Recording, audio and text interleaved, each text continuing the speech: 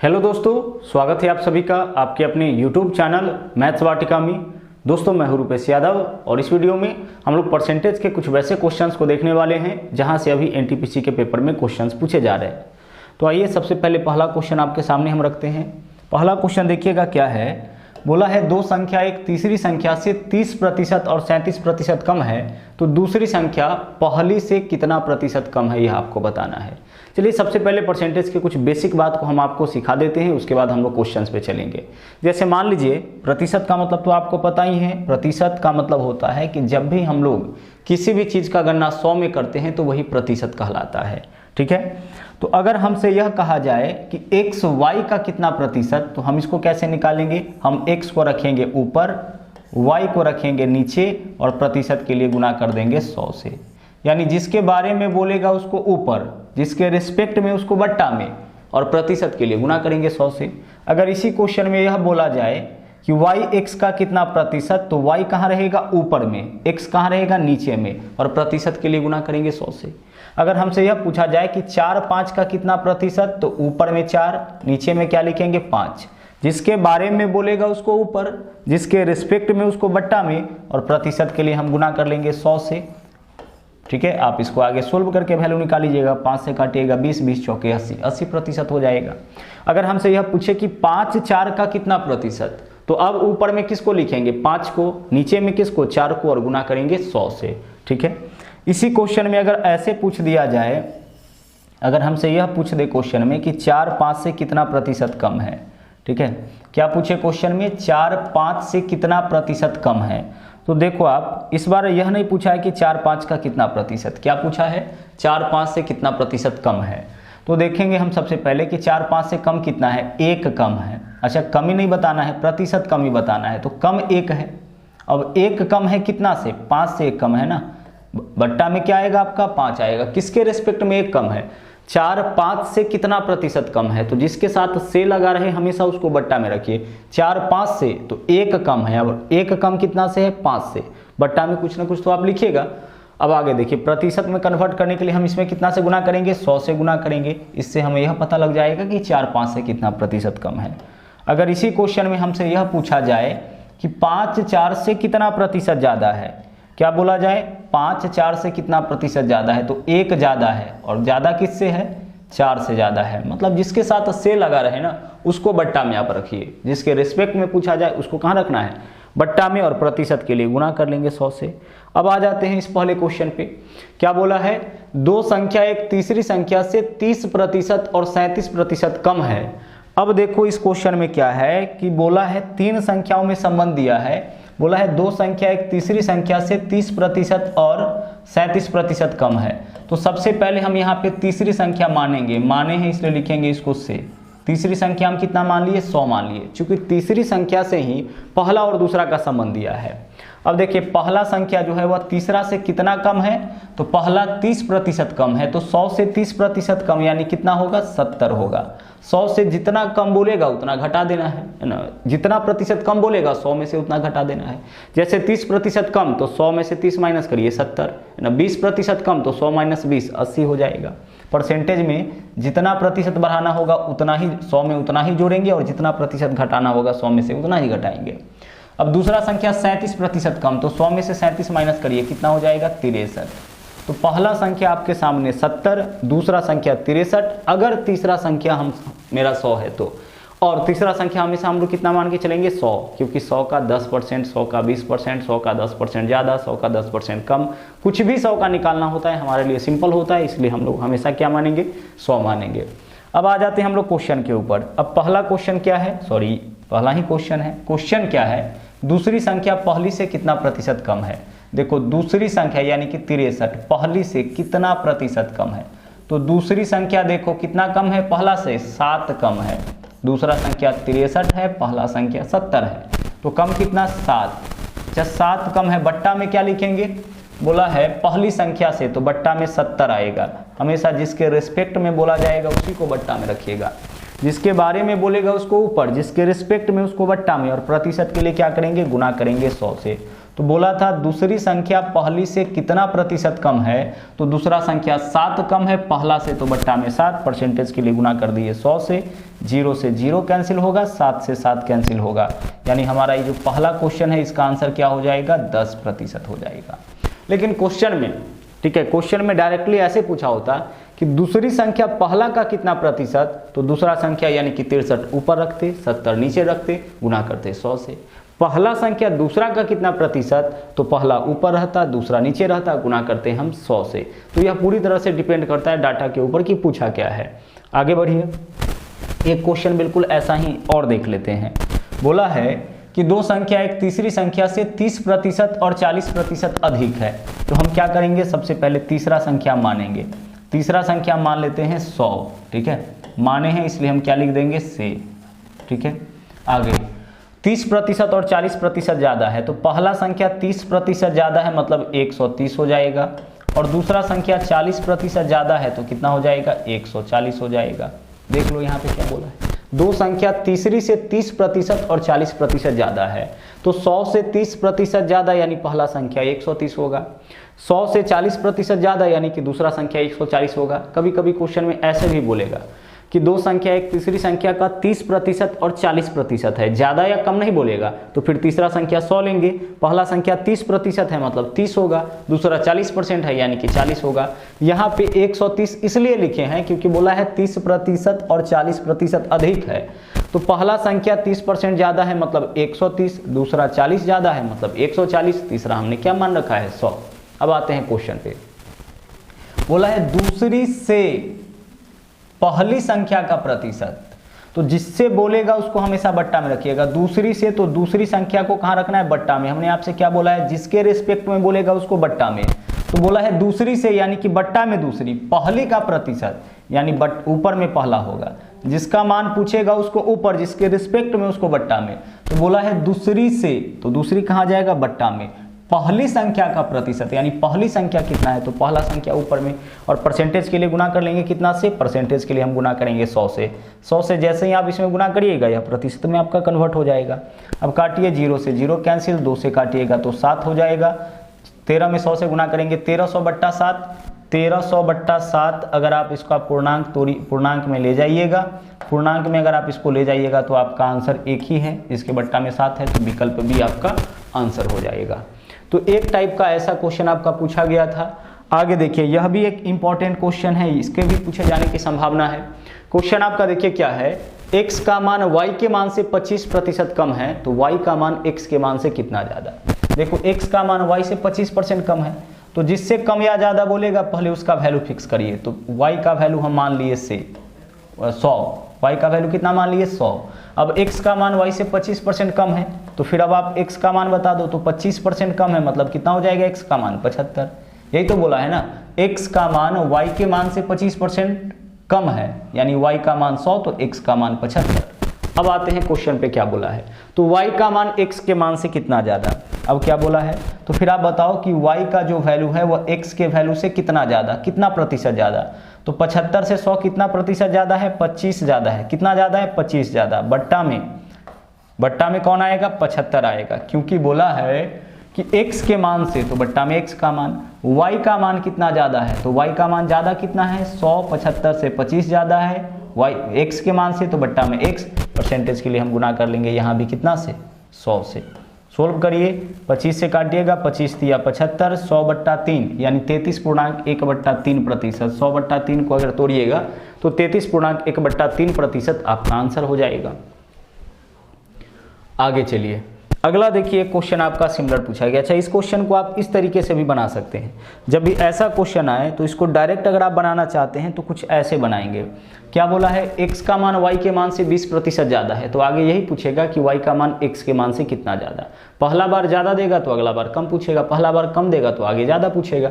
तो बोला है x का मान y के मान से 25% कम है, तो देखिए क्या करना है आपको, जो न्यूमेरिकल वैल्यू है उसको ऊपर लिखना है। 25% कम है तो 25 ऊपर लिखिए, और बट्टा में इसके साथ देखिए कि क्या लगा हुआ है, कम की ज़्यादा। तो इसके साथ कम लगा हुआ है तो 100 में से इसको घटा के हमेशा नीचे लिखिएगा। जो डाटा का न्यूमेरिकल वैल्यू है उसको ऊपर रखिए और अगर कम है तो 100 में से घटा के नीचे और परसेंटेज के लिए गुना कर लीजिए 100 से, पता चल जाएगा कि कितना अधिक है। बस सोल्व करिएगा तो यही वैल्यू आपका आ जाएगा। सिमिलरली देखिए अगला क्वेश्चन क्या है, बोला है कोयले के मूल्य में 20% की वृद्धि हो जाती है। कोयला का कीमत 20% बढ़ गया तो उपभोग में कितने प्रतिशत की कमी कर दे ताकि उस पे होने वाले खर्च में बढ़ोतरी ना हो। कोयले का कीमत बढ़ गया है तो कीमत बढ़ गया है, आप चाहते हैं कि कोयला पे पहले जितना रुपया खर्च हो रहा था अब भी उतना ही रुपया खर्च हो, तो इसके लिए क्या करना पड़ेगा, कोयला का खपत कम करना पड़ेगा। तो यही बोला है कि कोयला का कीमत बढ़ गया है, खपत में कितने % की कमी करे ताकि उसके खर्च में बढ़ोतरी ना हो। तो ऐसे क्वेश्चन को देखो सोल्व करने का तरीका है कि इस पे नजर रखिए कि 20% की क्या हुआ है, वृद्धि की कमी। तो सबसे पहले देखिए जो न्यूमेरिकल आपको दिख रहा है उसको ऊपर लिखिए, 20% की वृद्धि तो 20 ऊपर लिखेंगे, और अगर वृद्धि होगा तो 100 में जोड़ कर नीचे लिखिएगा। ठीक है, अगर वृद्धि होगा तो क्या करना है, 100 में जोड़कर 20% की वृद्धि तो 100 में 20 को जोड़ के नीचे, और परसेंटेज के लिए बस गुना कर लीजिए 100 से। ऐसे क्वेश्चन का जवाब बहुत ही सिंपल वे में निकल जाता है। ठीक है, सोल्व करेंगे, 20 छके 120 हो जाएगा, 6 से काटेंगे तो यह 3 होगा, यह 50 होगा, 50/3 यानी कि 16.2/3, 16.2/3। आप चाहे तो पॉइंट में भी इसका वैल्यू लिख सकते हैं 16.67। बाकी चीज़ तो आपको ऑप्शन देख के पता लग जाएगा, 50/3 16 पॉइंट समथिंग, 16 पॉइंट समथिंग वाला एकमात्र ऑप्शन है, वही आंसर है। देखिएगा क्या किए, 20% की वृद्धि तो 20 ऊपर, और वृद्धि होगा तो 100 में जोड़कर नीचे, और अगर कमी होता तो अगर बोलता 20% की कमी तो 20 ऊपर और 100 में से 20 को घटा के नीचे लिखते हैं, यानी नीचे क्या लिखते 80। तो वृद्धि होने पर बट्टा में 100 में जोड़कर, कमी होने पर बट्टा में 100 में से घटाकर परसेंटेज के लिए गुना करते हैं 100 से। ठीक है, चलिए अगला क्वेश्चन देखिए, यह एक इंपॉर्टेंट क्वेश्चन है जो बार बार अभी पूछा जा रहा है, लगभग सभी पाली में यहाँ से क्वेश्चंस पूछे जा रहे हैं। क्वेश्चन क्या है देखिए, चीनी के मूल्य में 40% की वृद्धि होने के कारण कोई आदमी 600 रुपए में 6 किलोग्राम कम चीनी खरीद पाता है, तो चीनी का प्रति किलोग्राम बढ़ा हुआ कीमत क्या है। देखिए चीनी का मूल्य अगर बढ़े तो बढ़ा हुआ कीमत कहने का मतलब वर्तमान कीमत, बढ़ जाने के बाद कीमत मतलब अभी वाला कीमत, वर्तमान कीमत। अगर मूल्य घट गया है तो घटने के बाद वाला कीमत यानी कि वर्तमान कीमत। तो वर्तमान कीमत आपसे पूछा जा रहा है। कभी कभी क्या करता है कि पूर्व कीमत पूछता है कि बढ़ने से पहले मूल्य क्या था, घटने से पहले मूल्य क्या था, पूर्व कीमत भी पूछा जाता है। तो अगले क्वेश्चन में देखेंगे पूर्व कीमत वाला, इस क्वेश्चन में देखते हैं हम लोग वर्तमान कीमत वाला। क्वेश्चन देख लीजिए फिर से क्या है, चीनी का कीमत 40% बढ़ गया, मतलब जो भी रेट था उससे 40% ज्यादा रेट हो गया। इसके वजह से क्या हुआ कि कोई व्यक्ति प्रतिदिन 600 रुपए लेके जाता था, और जितना चीनी वह खरीद के लाता था, रेट बढ़ जाने के कारण अब उतने ही रुपए में 6 किलोग्राम कम चीनी खरीदता है। चूंकि चीनी का रेट बढ़ गया है तो पहले जितना खरीदता था उससे 6 किलोग्राम कम चीनी खरीदता है। तो बोला है चीनी का प्रति किलोग्राम बढ़ा हुआ कीमत, यानी मूल्य बढ़ा है तो बढ़ा हुआ कीमत क्या कहलाएगा, वर्तमान मूल्य कहलाएगा। तो देखिए वर्तमान मूल्य निकालने का तरीका क्या है, एक छोटा सा ट्रिक हम लोग यूज करेंगे ऐसे क्वेश्चन को सोल्व करने के लिए। वर्तमान मूल्य निकालने के लिए रुपया और परसेंटेज का गुना एक साथ। अब बोलिएगा कि सर रुपया इसमें कौन से रुपया कौन से परसेंटेज, तो एक जगह मात्र रुपया दिया जाएगा, 600 रुपया 40%। तो रुपया और परसेंटेज का गुना एक साथ, तो हम क्या लिखेंगे 600 रुपये और गुना 40%। हमेशा देखिए यही मेथड आपको यूज करना है, रुपया और परसेंटेज का गुना एक साथ, यानी जितना रुपया लेके प्रतिदिन वह वस्तु खरीदता था गुना मूल्य में जितने प्रतिशत की वृद्धि या कमी। वृद्धि होगा फिर भी इतना से गुना, कमी होगा फिर भी इतना से गुना। 40% के मूल्य में वृद्धि 40 से गुना, 40% के मूल्य में कमी फिर भी 40 से गुना। क्या करना है, रुपया और परसेंटेज का गुना एक साथ। जो रुपया आपको दिख रहा है उसमें गुना कर दीजिएगा किससे, परसेंटेज से, और बट्टा में जितना किलोग्राम कम या ज्यादा वस्तु खरीदता है, तो 6 किलोग्राम कम वस्तु खरीदता है तो बट्टा में क्या लिखेंगे 6 किलोग्राम लिखेंगे। पुनः समझिएगा ऐसे क्वेश्चन को सोल्व करने का क्या तरीका है, रुपया और परसेंटेज का गुना एक साथ, बट्टा में जितना किलोग्राम कम या ज्यादा खरीदेगा, इससे निकल जाएगा चीनी का या उस वस्तु का वर्तमान मूल्य। अब सोल्व करिए आप, प्रतिशत का मतलब बट्टा में क्या होता है 100, प्रतिशत का मतलब बट्टा में 100, तो प्रतिशत से आपका 2 जीरो कैंसिल हो जाएगा, तो इस दोनों जीरो को कैंसिल कर लीजिए। प्रतिशत को बट्टा में लाइएगा तो 100 ही होगा, 6 से आपका 6 कैंसिल। ऊपर में देखिए रुपया बचा है 40 बचा है, तो 40 रुपया प्रति केजी, 40 रुपया प्रति केजी यही आपका आंसर हो जाएगा। ठीक है, 40 रुपया प्रति केजी यह आपका हो गया चीनी का बढ़ा हुआ कीमत। चीनी का क्या बोला है, बढ़ा हुआ कीमत क्या होगा 40 रुपया प्रति केजी, यानी वर्तमान कीमत निकला है। ठीक है, पुनः समझिएगा क्या करना है। ऐसे क्वेश्चन में रुपया और परसेंटेज का गुना एक साथ बट्टा में जितना किलोग्राम ज़्यादा या कम खरीदेगा, ठीक है, बट्टा में रुपया और परसेंटेज का गुना एक साथ बट्टा में जितना किलोग्राम ज़्यादा या कम खरीदेगा, इससे निकल जाता है चीनी का वर्तमान कीमत यानी वस्तु का वर्तमान कीमत। आगे देखिए अगला क्वेश्चन में देखिए पूछा क्या है, बिल्कुल सेम ही क्वेश्चन है लेकिन पूछा कुछ और है। इस बार बोला है चीनी के कीमत में कोई भी वस्तु हो सकता है, यहाँ पे 20% की कमी हो जाने के कारण मुझे 600 रुपये में 5 किलोग्राम चीनी अतिरिक्त मिल जाता है, तो कीमत में कमी होने से पहले कीमत कितना रुपया प्रति किलोग्राम थी। प्रति किलोग्राम कीमत पहले कितना था, यानी पहले का कीमत पूछा है। तो अभी जो आपने ट्रिक देखा था उससे वर्तमान कीमत निकलता है, तो कोई बात नहीं, पहले आप वर्तमान कीमत निकाल लीजिए। पहले आप इस ट्रिक से वर्तमान मूल्य निकालिए और वर्तमान मूल्य के बाद हम लोग चलेंगे पूर्व मूल्य में। तो वर्तमान मूल्य का तरीका क्या है, रुपया और परसेंटेज का गुना एक साथ। तो 600 रुपया लेकर यह प्रतिदिन चीनी खरीदने के लिए जाता था और मूल्य में 20% की कमी, तो रुपया और परसेंटेज का गुना एक साथ बट्टा में जितना किलोग्राम कम या ज़्यादा, तो 5 किलोग्राम अतिरिक्त चीनी मिलता है, तो बट्टा में क्या लिखेंगे हम 5 किलोग्राम। इससे वर्तमान कीमत निकलता है ना। सोल्व करिए, प्रतिशत से काटिएगा डबल जीरो कैंसिल हो जाएगा, 5 से काटिएगा 5 चौके 20 हो जाएगा। ऊपर में देखिए 6 चौके 24 रुपया बट्टा केजी, यानी 24 रुपया प्रति केजी। 24 रुपया प्रति केजी जो है यह आपका कीमत क्या हो जाएगा, यह वर्तमान कीमत हो जाएगा। अब वर्तमान कीमत तो आपने निकाल लिया, वर्तमान कीमत आपने कैसे निकाला, रुपया और परसेंटेज का गुना एक साथ बट्टा में जितना किलोग्राम कम या ज़्यादा खरीदेगा, इससे वर्तमान कीमत निकल जाएगा। तो वर्तमान कीमत तो आपने निकाल लिया, लेकिन क्या क्वेश्चन में वर्तमान कीमत पूछा है, नहीं। क्या पूछा है, कमी होने से पहले चीनी का मूल्य प्रति किलोग्राम कितना था, यानी पूर्व मूल्य पूछा है, पूर्व मूल्य। तो देखिए पूर्व मूल्य कैसे निकालते हैं, अभी एक चीज आप बताइए, गौर से देखिएगा, अभी जो कीमत है उसमें क्या हुआ है 20% कमी, तो यह जो 24 रुपया प्रति केजी कीमत है इसमें 20% की कमी के बाद कीमत है, यानी पहले जो भी कीमत था ना उसमें 20% की कमी करेंगे तब इस कीमत के बराबर आएगा। तो 20% कमी का मतलब होता है पहले वाले कीमत के 80%, यानी 80/100 के बराबर ही अभी का कीमत, ठीक है। मूल्य में 20% की कमी, इसका मतलब है कि मूल्य जो पूर्व मूल्य है उससे 20% कम, तो कोई भी चीज़ अपने आप में 100% होता है, तो 20% कम करेंगे यानी 80%। तो पूर्व कीमत के 80% के बराबर ही अब कीमत है, जबकि अभी वाला कीमत क्या है 24 रुपया प्रति केजी। 20% कमी हो गया है तब कीमत इतना आपने निकाला है ना 24 रुपया प्रति केजी।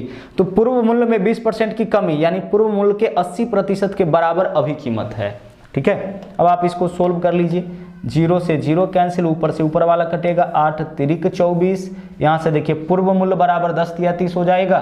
पूर्व मूल्य बराबर क्या होगा 10 तिया 30 हो जाएगा, चेक करिए पूर्व मूल्य बराबर क्या होगा 10 तिया 30, क्रॉस मल्टीप्लिकेशन करेंगे यानी 30 रुपया प्रति केजी, यह आपका चीनी का हो जाएगा पूर्व मूल्य। तो अगर पूर्व मूल्य पूछ ले, पहले का कीमत पूछ ले, तो एक लाइन आपका एक्स्ट्रा यहाँ पे काम करना पड़ेगा, ठीक है। चलिए आगे बढ़ते हैं, अगला क्वेश्चन देख लीजिएगा क्या है। अगला क्वेश्चन यह आपका वेन डायग्राम से है, ठीक है। परसेंटेज में ही जो वेन डायग्राम हम लोग यूज करते हैं, किसी सभा में 40% लोग चाय पीते हैं, 50% कॉफ़ी और 10% चाय और कॉफ़ी दोनों। देखो हम ऐसे सोल्व करेंगे, एक वेन डायग्राम हमारा चाय के लिए हो गया, दूसरा वेन डायग्राम हो गया कॉफ़ी के लिए, ठीक है। इसमें हम किसको रखेंगे, चाय पीने वाले को रखेंगे, और इसमें किसको रखेंगे हम, कॉफ़ी पीने वाले को रखेंगे, और बीच में किसको, जो कॉमन भाग है उसमें किसको रखेंगे, दोनों पीने वाला। तो सबसे पहले इस कॉमन डाटा को ही लिखिएगा आप। तो बोला है 10% लोग चाय और कॉफ़ी दोनों पीते हैं, तो यहाँ पे कितना हो जाएगा 10, चाय और कॉफ़ी दोनों पीने वाले का संख्या कितना 10। अब गौर से देखिएगा यह 10 कहाँ आप लिखे हैं, चाय में लिखे हैं कि कॉफ़ी में, आप बोलोगे कि चाय में भी और कॉफ़ी में, तो यह 10 तो दोनों जगह काउंट हो जाएगा। अब आ जाइए, बारी बारी से जो स्वतंत्र डाटा है उसको रखिए। तो 40% लोग चाय पीते हैं, तो चाय के वेन डायग्राम में 40 ही होना चाहिए, 10 तो है इसमें पहले से, तो अब क्या लिखेंगे 30 ही लिखेंगे, 10 माइनस करके लिखेंगे, 40 माइनस 10 30। बोला है 40% लोग चाय पीते हैं, तो देखो तो चाय वाला वेन डायग्राम में 40% लोग हो गया ना, पहले से कितना था 10, तो 30 और रखेंगे। आगे 50% कॉफ़ी, कॉफ़ी में 50% ना, कॉफ़ी पीने वाला 50% है, तो कॉफ़ी में पहले से 10 है, शेष कितना बचा 40, ठीक है। तो 40 यहाँ पे रखेंगे। अब गौर करिए क्वेश्चन के पूरे डाटा को सेटिस्फाई कराइए। 40% लोग चाय पीते हैं, देख लीजिए 40% चाय में है, कॉफ़ी 50% लोग, कॉफ़ी में 50% लोग हैं, 10% चाय और कॉफ़ी दोनों, 10% चाय और कॉफ़ी दोनों में आ गया। बोला है तो कितने प्रतिशत लोग ना तो चाय पीते हैं ना ही कॉफ़ी। तो चाय या कॉफ़ी पीने वाला का संख्या देख लीजिए कितना, 40, 10 50 और 30 80। 80% ऐसे लोग हैं जो चाय या कॉफ़ी या दोनों पिएगा, होगा ना जी। 80% ऐसे लोग हैं जो चाय या कॉफ़ी या दोनों पिएगा। पूछा है कितने प्रतिशत लोग ना तो चाय पीते हैं ना ही कॉफ़ी, तो 80% पीने वाला है, तो शेष कितना बचा, 20% हुआ नहीं पीने वाला है। 80% चाय पिएगा या कॉफ़ी पिएगा या दोनों पिएगा, तो कितने प्रतिशत शेष लोग बचे जो दोनों में से कुछ नहीं पिएगा, तो 80% पीने वाला, तो शेष 20% बच गया जो दोनों में से कुछ नहीं पिएगा। केवल चाय पीने वाला 30, लेकिन चाय पीने वाला तो 40, केवल कॉफ़ी पीने वाला तो 40, लेकिन कॉफ़ी पीने वाला तो 50। तो यहाँ पीने वाला का संख्या है, नहीं पीने वाला तो हम यहाँ से निकाल लेंगे, 100 में से माइनस करके निकालेंगे। ठीक है, चलिए आगे बढ़ते हैं। आप चाहे तो यहाँ एक ऐसे फॉर्मूला भी यूज कर सकते हैं। क्या यूज कर सकते हैं फॉर्मूला, आप यह यूज कर सकते हैं, पास बराबर पास प्लस पास माइनस पास। इस फॉर्मूला का भी आप यूज कर सकते हैं, पास प्लस पास माइनस पास। ठीक है, या फिर फेल बराबर fail plus fail minus fail, fail plus fail minus fail, इसका भी उपयोग आप कर सकते हैं।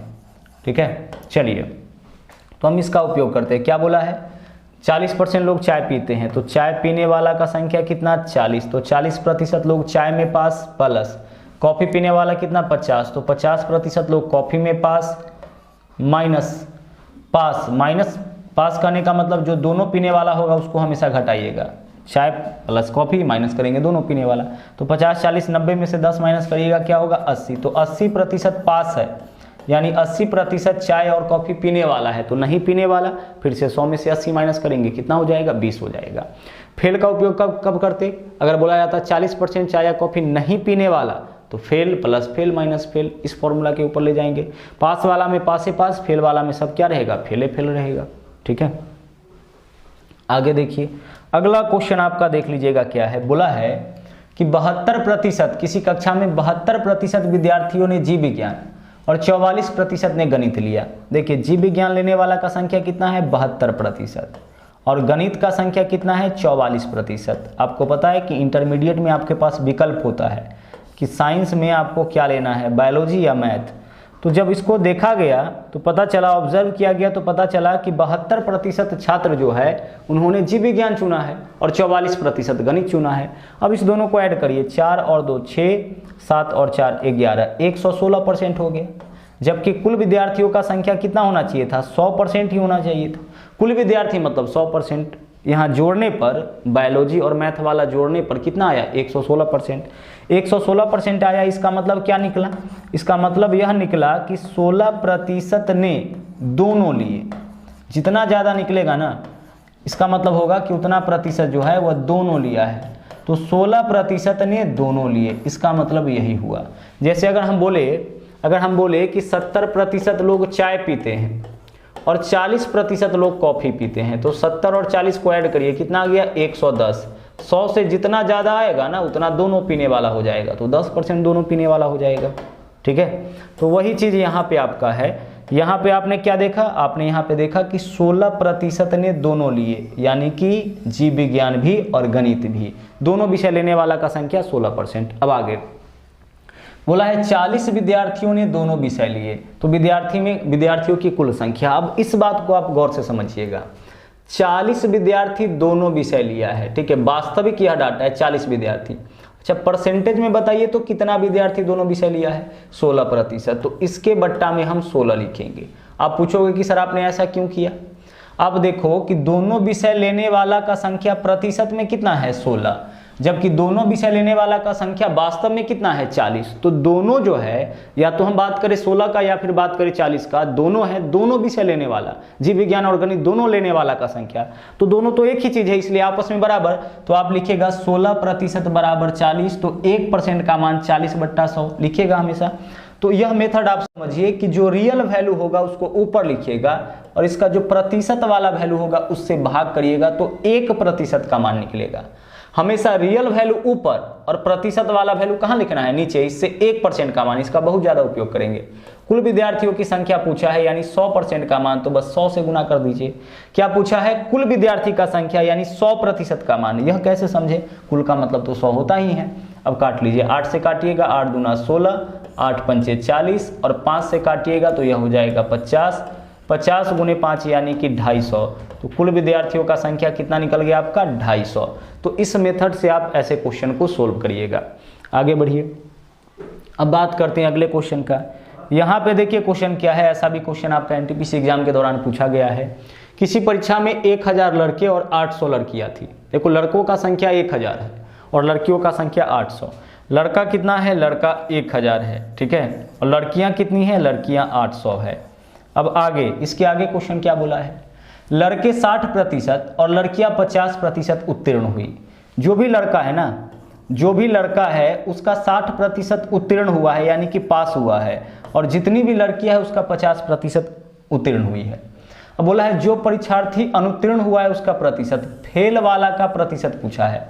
तो फेल प्रतिशत कैसे निकालेंगे, हम सबसे पहले लिखेंगे बट्टा में क्या लिखेंगे, कुल कितना विद्यार्थी, तो 1000 लड़का 800 लड़कियां यानी कि 1800 विद्यार्थी।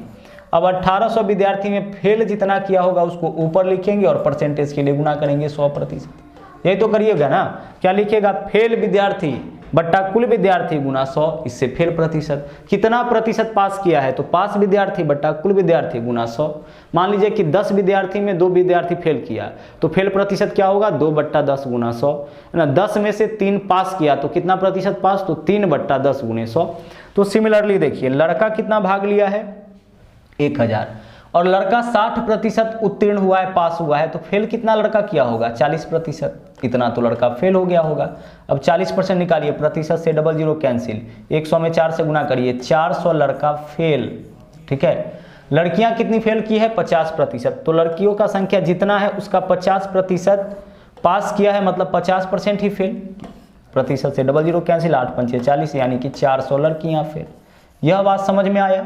60% लड़का तो पास हुआ है, तो फेल कितना, तो 60% पास यानी शेष बचा 40%, तो 40% फेल। सीधी सी बात है, 80% पास यानी 20% फेल।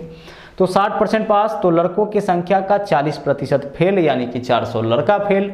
लड़कियों की संख्या का 50% पास यानी कि लड़कियों की संख्या का 50% फेल। 800 का 50% यानी कि 400 लड़कियां फेल। अब आप बताइए कि कितना विद्यार्थी फेल, तो 400 लड़का और 400 लड़कियां, 400 लड़का और 400 लड़कियां यानी कि 800 विद्यार्थी फेल हुआ है। कुल कितना में, 1800 में। लड़का लड़की मिला के कितना था, 1800 विद्यार्थी था। हमें क्या बताना है कि जो परीक्षार्थी अनुत्तीर्ण हुए हैं उसका प्रतिशत यानी फेल का प्रतिशत, तो 800 फेल हुआ है 1800 में।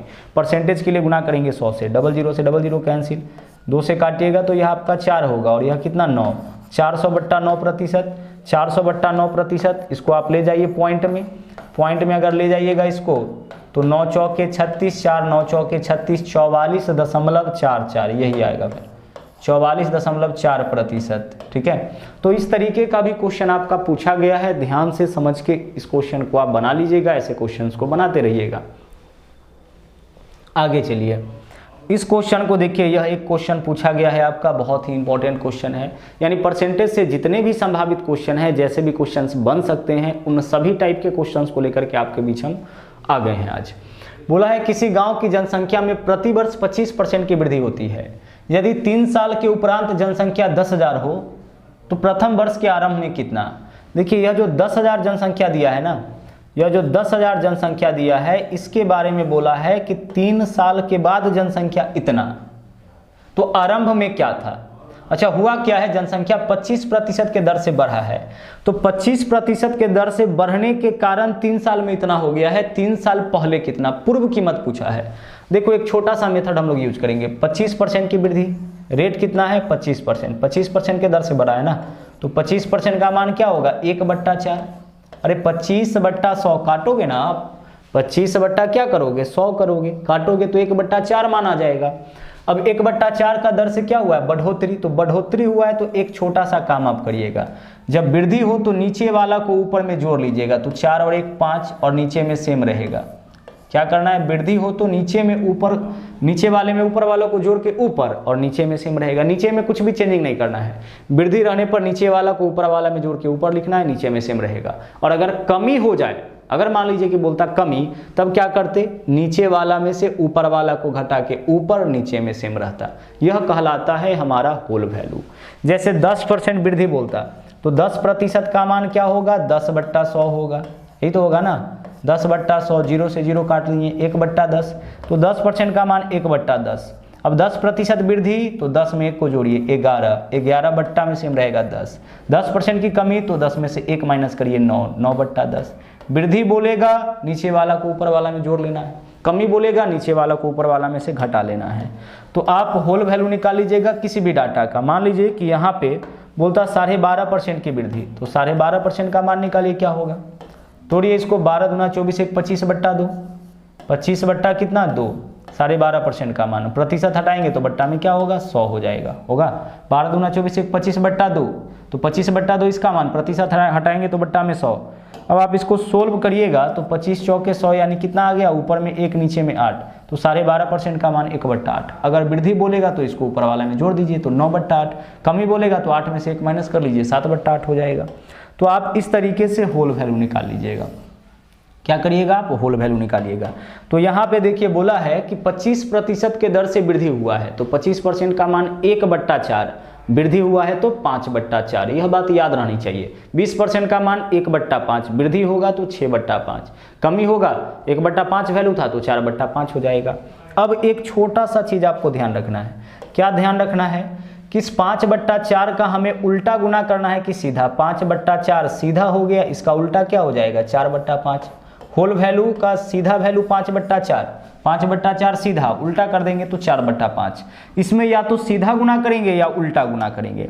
तो हम यहाँ पे सीधा गुना करें कि उल्टा, तो ध्यान से सुनिएगा कि अगर वर्तमान वाला पता हो और पीछे जाना हो, पीछे यानी पीछे वाला पूछे तो पीछे जाना है मतलब उल्टा जाना है, तो उल्टा गुना करेंगे। और अगर वर्तमान पता हो और आगे जाना हो, क्वेश्चन में बस समझ लेना है कि हमें आगे जाना है कि पीछे, तो आगे जाना हो तो सीधा, पीछे जाना होगा तो उल्टा। अरे सिंपल सी बात है, पीछे जाना होगा तो उल्टा चलेंगे, आगे जाना होगा तो सीधा चलेंगे। तो बोला है कि 3 साल के उपरांत इतना, तो वर्ष के आरंभ में कितना, मतलब कैलेंडर में आपको पीछे जाना है, तो पीछे जाना है तो उल्टा 5/4 से नहीं, कितना से गुना करोगे आप, इसमें जो भी होल वैल्यू आया उसका उल्टा 4/5 से। और जिससे भी गुना करिएगा कितना बार, तो जितना वर्ष में पूछे, यहाँ 3 साल में पूछा है तो 3 बार होल वैल्यू का उल्टा। इससे क्या निकलेगा, 3 साल पहले कितना था, 2 साल पहले कितना, तो 2 बार उल्टा गुना, 5 साल पहले कितना, तो 5 बार उल्टा गुना, ठीक है। 3 साल पहले कितना, तो 3 बार उल्टा गुना। 3 साल बाद कितना, तो 3 बार सीधा गुना। 2 साल बाद कितना, तो 2 बार सीधा गुना। क्लियर है। 1 साल बाद कितना, तो 1 बार सीधा गुना। अब यहाँ पे क्या बोला है कि 3 साल के उपरांत इतना हो गया था, 3 साल पहले कितना, तो होल वैल्यू का उल्टा। काटिए, 5 25 5 125, 125 से काटिएगा 1000 को तो 125, 8 1000, 1 0 का 1 0 बच जाएगा आपका। 4 चौके 16 चौके 64, 8 512, 64 में 8 से गुना करिएगा, क्या हो गया 512, और 1 0 है तो 1 0 और डाल दीजिए, यानी 5120 जो है वह गांव का जनसंख्या था प्रथम वर्ष के आरंभ में। यानी कि आरंभ में जो जनसंख्या था वह कितना था आपका 5120, 3 साल पहले क्या था 5120। तो इस तरीके से हमें क्वेश्चन को सोल्व करना है। आ जाइए अगला क्वेश्चन पे आते हैं। बिल्कुल सेम क्वेश्चन पूछा गया है। बोला है कि किसी मशीन का मूल्य अपने प्रारंभिक मूल्य से प्रति वर्ष के अंत में 10% घट जाता है। अब देखिए 10% का मान आप बताइए, यह तो बहुत इजी बात है। 10% का मान 1/10 और घट जाता है ना, तो होल वैल्यू घटा के निकाल लीजिए। तो 10 में से 1 माइनस करिए, कितना हो जाएगा 9, 9/10 होल वैल्यू हो गया। बस 10% का मान 1/10, कमी हुआ है तो 9/10। अब बोला है 2 वर्ष के अंत में मशीन का कीमत 810, 810 कीमत है 2 वर्ष के अंत में। 2 साल के बाद कीमत कितना है 810। तो वास्तविक मूल्य क्या था, तो 2 साल के बाद इतना हो गया है। वास्तविक मूल्य तो 2 साल पहले रहा होगा ना, 2 साल के बाद कीमत इतना हो गया, 10% के हिसाब से प्रति वर्ष घटा है, तब 2 साल के बाद इतना। वास्तविक मूल्य 2 साल पहले रहा होगा, तो पहले का कीमत तो होल वैल्यू का उल्टा 9/10 के बजाय कितना से गुना करेंगे 10/9 से।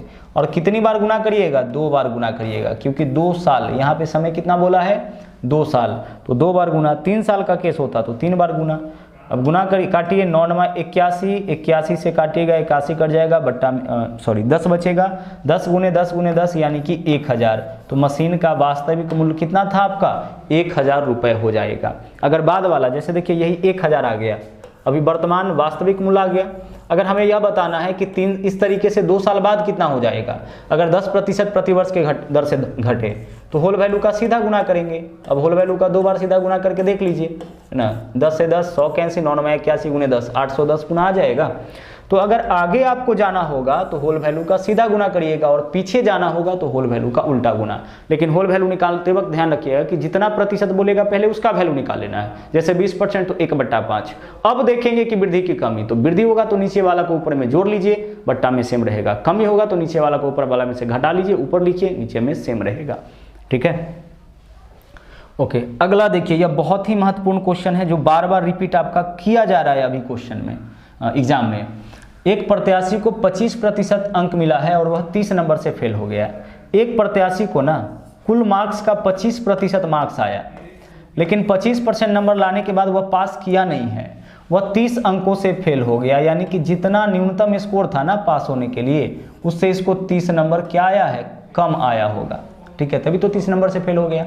जबकि दूसरा परीक्षार्थी को 50%, जो दूसरा स्टूडेंट है, 2 स्टूडेंट्स के मार्क्स का यहाँ कंपैरिजन हो रहा है, तो दूसरा 50% नंबर लाया, जो कि उत्तीर्ण होने के न्यूनतम स्कोर से 20 अंक अधिक है ना। इसका नंबर जो आया वह 20 नंबर ज़्यादा आया। 20 नंबर क्या आ गया, इसको एक्स्ट्रा आ गया है।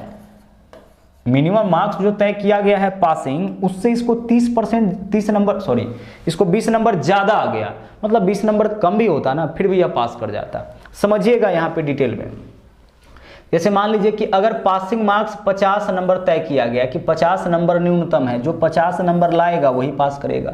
तो पहले स्टूडेंट के केस में क्या हुआ, इसको 30 नंबर कम आया, इसको क्या आया है 30 नंबर कम। मतलब इसका स्कोर जो है वह मात्र 20 होगा। अगर टोटल मार्क्स, अगर हम पासिंग मार्क्स मान लेते हैं 50, पास होने के लिए 50 नंबर कम से कम चाहिए, तो यह 30 नंबर से फेल हुआ है तो 50 में से 30 कम यानी 20 नंबर लाया होगा। और दूसरा को 20 नंबर एक्स्ट्रा आ गया, यानी पास करने के लिए जितना भी नंबर चाहिए ना उससे 20 नंबर ज़्यादा। तो 50 नंबर चाहिए, इससे 20 नंबर ज़्यादा यानी 70 आ गया। अब दोनों के मार्क्स में देखिए अंतर कितना का, 70 - 20 50 का, है ना। 70 - 20 कितना का, 50 का। और भी कोई डाटा आप ले सकते हैं। हम मान लेते हैं कि पास करने के लिए जो न्यूनतम स्कोर है वह 100 है। तो पहला स्टूडेंट को 30 नंबर कम आया है, मतलब 100 से 30 कम तो 70 आया।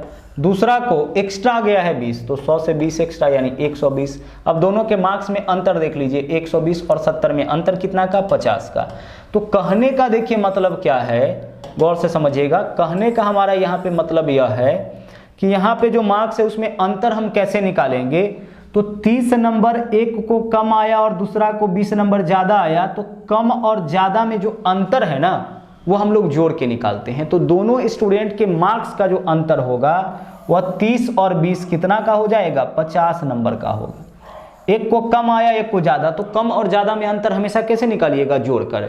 मतलब 2 रंग रहता है ना तो अंतर जोड़ के निकालते हैं। और अगर एक रंग, यह 30 नंबर से फेल, यह 20 नंबर से फेल, तो दोनों के मार्क्स में 10 नंबर का अंतर होता है।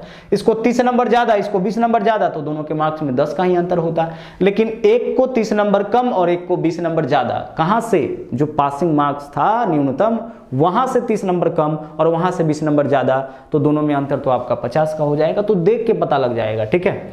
जबकि प्रतिशत में देखिए दोनों के मार्क्स में अंतर कितना का, यहाँ तो कोई इशू नहीं है। एक को 25%, एक को 50%, परसेंटेज में अंतर 25% का, रियल में अंतर 50 का। तो जो रियल वैल्यू है, वास्तविक वैल्यू है, उसको ऊपर लिखिए। अंतर दोनों के मार्क्स में वास्तव में कितना का, 50 का, जबकि परसेंटेज में कितना का, 25 का। दोनों एक ही चीज है इसलिए आपस में बराबर।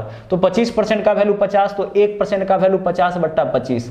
हमेशा अगर दोनों एक चीज हो तो जो रियल वैल्यू होगा उसको ऊपर, और जो इसका प्रतिशत वाला मान होगा उसको हमेशा कहाँ रखिएगा, बट्टा में। रियल वैल्यू ऊपर, परसेंटेज वाला मार्क्स बट्टा में। इससे 1% का मान निकलता है। हमें निकालना है परीक्षा कुल कितने पूर्णांक का था, यानी टोटल मार्क्स यानी कि 100%।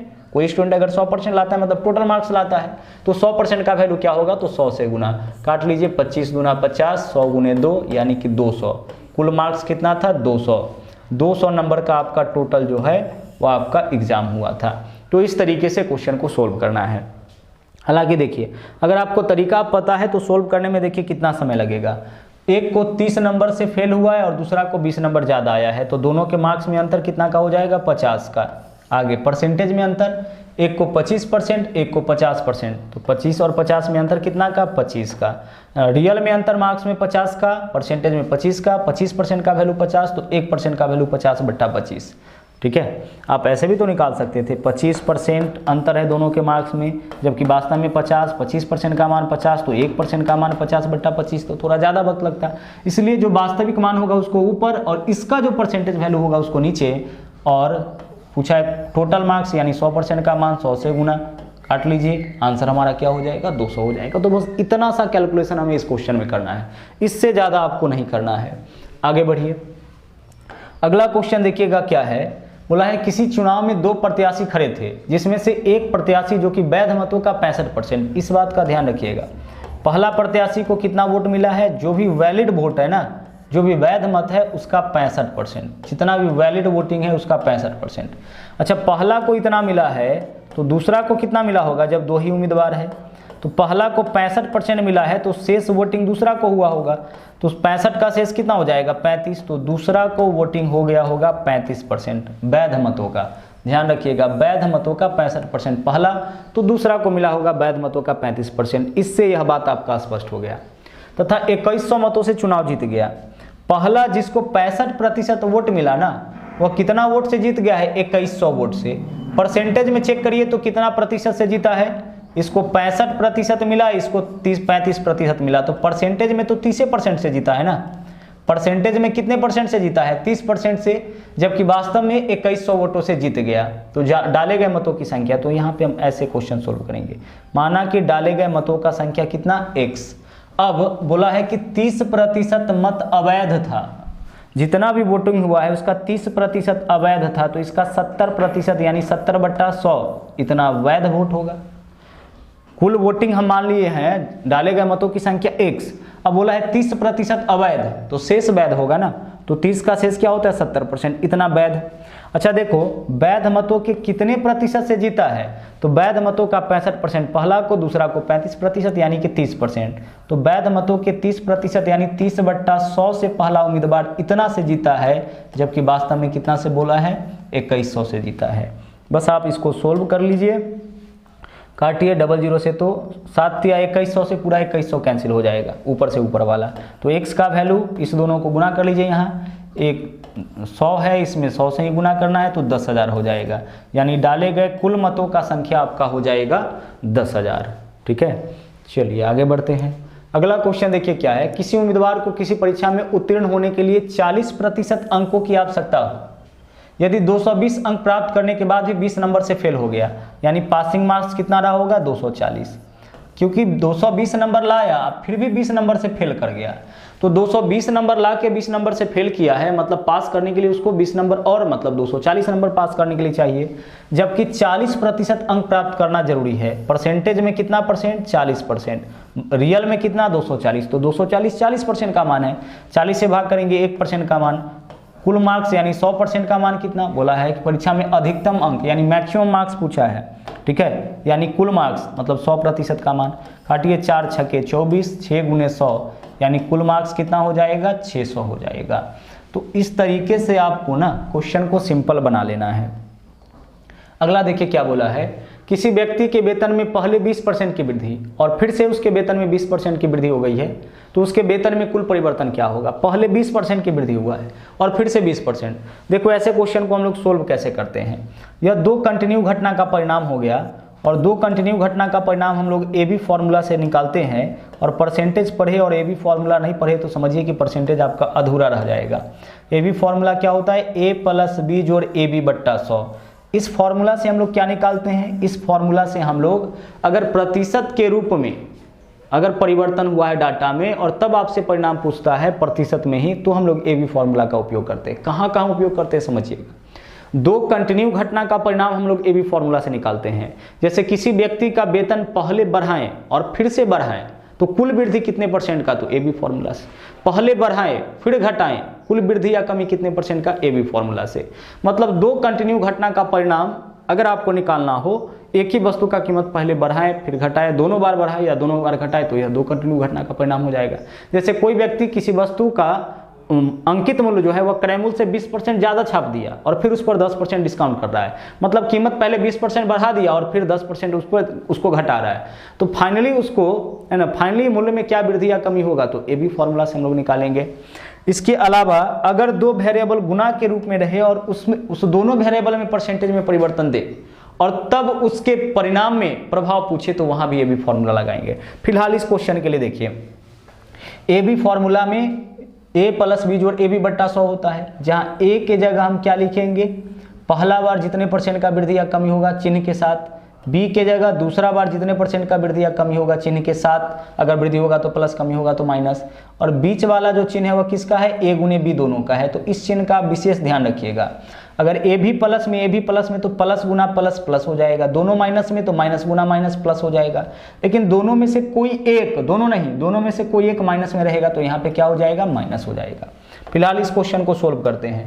बोला एक व्यक्ति के वेतन में पहले 20% की वृद्धि पुनः 20% की वृद्धि, तो उसके वेतन में कुल परिवर्तन, तो ए के जगह भी 20, बी के जगह भी 20, दोनों जगह प्लस है तो यहाँ प्लस ए बी यानी कि 20 गुने 20 और बट्टा में क्या लिखेंगे, 100 लिखेंगे। सोल्व करिए आप, 00 से 00 कैंसिल, 20 और 20 40 और 2 दूना 4, 40 और 4 क्या हो जाएगा, 44, प्लस में आया है क्योंकि दोनों वैल्यू प्लस में था इस वजह से, तो 44% का क्या होगा, उसके वेतन में परिवर्तन। अच्छा रुक जाइए एक सेकेंड रुक जाइए, क्या बोला है, गौर से देखिए, बोला है वेतन में पहले 20% की वृद्धि और फिर 20% की कमी, तो ए का मान तो प्लस 20 होगा, ठीक है, लेकिन बी का मान क्या हो जाएगा, माइनस 20 हो जाएगा, यह मिस्टेक हो रहा था। 20% की कमी, पहले 20% की वृद्धि, तो ए का मान प्लस 20 लेकिन बी का मान माइनस 20, अब एक प्लस में एक माइनस में तो यहाँ चिन्ह माइनस, ए बी यानी कि 20 गुने 20 और तब बट्टा में क्या लिखेंगे हम, बट्टा में तब लिखेंगे 100। आगे देखिए, एक प्लस में एक माइनस में तो यह तो आपका कैंसिल आउट हो जाएगा, 00 से 00 भी कट जाएगा, -2 दूना 4, अब -4 का मतलब क्या हो जाएगा, 4% की कमी, 4% का क्या हो जाएगा, कमी हो जाएगा, तो उस व्यक्ति के वेतन में फाइनली जो होगा वो 4% का कमी हो जाएगा। आगे चलिए, यहाँ देखिए इसी क्वेश्चन के लिए हम बोल रहे थे, यदि किसी आयत की लंबाई में 25%, लंबाई को 25% बढ़ाया जाए और चौड़ाई में 20% की कमी की जाए तो क्षेत्रफल में परिणाम। देखिए आयत का क्षेत्रफल यानी एरिया बराबर क्या होता है, लंबाई गुने चौड़ाई होता है, तो जब भी दो वेरिएबल गुना के रूप में रहे और इस दोनों वेरिएबल में परसेंटेज में वृद्धि या कमी हो और तब इस दोनों के गुणनफल में प्रभाव पूछे तो ए बी फॉर्मूला यहाँ भी हम लोग लगाते हैं और सबसे ज़्यादा ए बी फॉर्मूला का उपयोग ऐसे ही क्वेश्चन में करते हैं। जब भी दो वेरिएबल गुना के रूप में रहे और इस दोनों वेरिएबल के मान में परसेंटेज में वृद्धि या कमी हो और तब आपसे इसके गुणनफल में प्रभाव पूछे तो हम ए बी फॉर्मूला लगाएंगे, जहां ए के जगह पहले वेरिएबल के मान में वृद्धि या कमी और बी के जगह दूसरे वेरिएबल के मान में वृद्धि या कमी। तो यहाँ बोला है आयत का क्षेत्रफल बराबर लंबाई गुने चौड़ाई, लंबाई को 25% बढ़ाया तो ए का मान +25 हो गया, आगे चौड़ाई को 20% घटाया तो बी का मान -20 हो गया। अब क्षेत्रफल पर प्रभाव ये भी फॉर्मूला से निकाल लीजिए, +25 -20, एक प्लस में एक माइनस में तो माइनस हो जाएगा, 25 गुने 20 बट्टा 100, यही तो ए बी फॉर्मूला है ना, ए प्लस बी जोड़ ए बी बट्टा 100, यही स्टैंडर्ड फॉर्मूला है। तो ए का मान बढ़ा है तो प्लस में, बी का मान घटा है तो माइनस में, दोनों में से कोई भी एक माइनस में तो यहाँ माइनस हो जाएगा, क्योंकि यहाँ पे ना दोनों के चिन्ह का गुणनफल लिखते हैं। काटिए 25 चौके 100, 4 पंचे 20, यहाँ पे बच जाएगा आपका 5, 25 में से 20 माइनस करिएगा तो 5 और माइनस इधर भी 5 बचा, 5 - 5 कितना 0, यानी 0% की वृद्धि या कमी होगा, मतलब अपरिवर्तित रह जाएगा, क्षेत्रफल में कोई प्रभाव नहीं आएगा।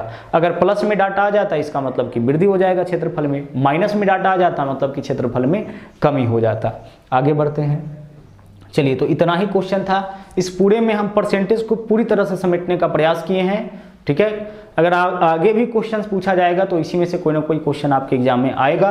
तो इस वीडियो में इतना ही, कमेंट करके जरूर आप बताइएगा कि आपको यह वीडियो कैसा लगा, साथ में लाइक शेयर और सब्सक्राइब भी करते रहिएगा। तो मिलते हैं अगले वीडियो में, थैंक यू, जय हिंद।